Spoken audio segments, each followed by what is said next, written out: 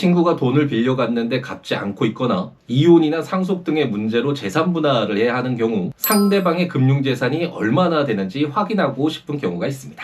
하지만 저희가 수사기관이 아니기 때문에 상대방의 재산을 마음대로 확인하지 못하는 한계가 있죠.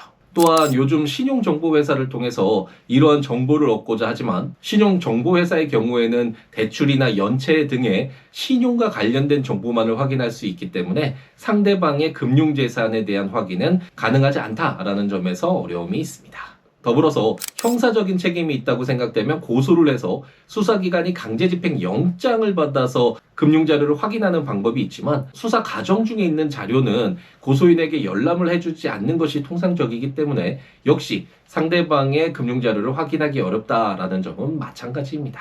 결국 소를 제기하고 재판 과정에서 법원을 통해서 은행계좌 내역을 확인해야 하는데요. 법원에 금융거래정보 제출 명령 신청을 하면 법원이 이러한 금융자료가 민사재판 판결을 선고하는 데 필요한 자료인지를 검토를 해서 채택 여부를 결정을 하고 법원에서 필요하다고 인정하면 제출 명령과 함께 은행에 은행 거래 내역 자료를 촉탁하게 됩니다.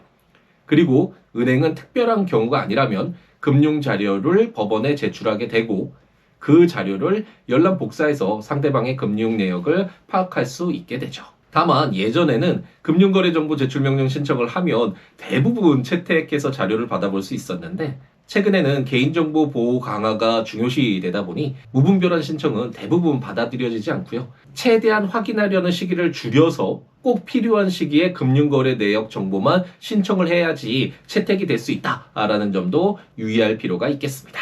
그럼 금융제출명령 신청서를 어떻게 작성해야 되는지 한번 간단하게 볼까요? 우선 서면 제목으로 금융거래정보 제출명령 신청이라고 쓰고 사건 번호와 원고, 피고, 당사자명을 적어야 되겠죠.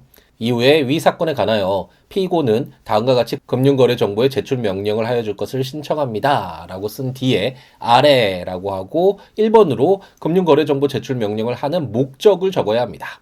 간단하게 적어도 되는 경우가 있고 방금 전에 말씀드렸듯이 금융거래 정보를 인정하는 범위가 줄었기 때문에 자세하게 자신이 그 자료가 필요한 이유와 범위를 정확하게 특정하기 위해서 구체적으로 적는 경우도 있다라고 생각하시면 되겠고 이 사건에서는 그 범위를 한정하기 위해서 제가 그 기간을 최소한으로 한정하여 위 부동산을 취득할 시점인 3년간의 금융거래 정보 확인 신청을 하도록 하겠다라는 내용을 덧붙였다라는 것을 참고하시면 되겠습니다.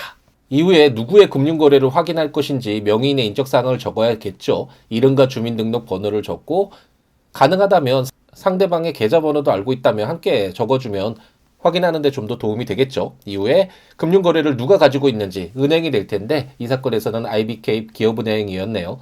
이름과 주소를 적어주면 되겠습니다. 이후에 금융거래정보의 표시라고 해서 어떤 자료를 얻고 싶은지를 구체적으로 적어야 하는데 그 명의인이 가지고 있는 금융기관에 개설한 각종 예금 계좌 번호, 기존 계좌와 해지 계좌, 수익증권 관련 계좌 및 외화 예금 계좌를 포함한다라고 구체적으로 기재를 하시면 되겠고 방금 전에 말씀드렸듯이 무제한으로 금융자료를 확인할 수 없기 때문에 2012년 1월 1일부터 2014년 12월 31일까지라는 등의 이렇게 기간을 한정하는 것이 필요하겠습니다. 이후에 제출 날짜와 당사자 이름 그리고 어디 법원에 제출하는지를 기재를 하고 금융거래정보 제출명령 신청을 하면 되겠습니다. 제가 재판 과정에서 직접 사용하는 신청서를 siwo@gmail.com 제 블로그에 올려놨으니까요. 신청서 양식이 필요한 분은 제 블로그에서 다운받아서 사용하시면 되겠습니다.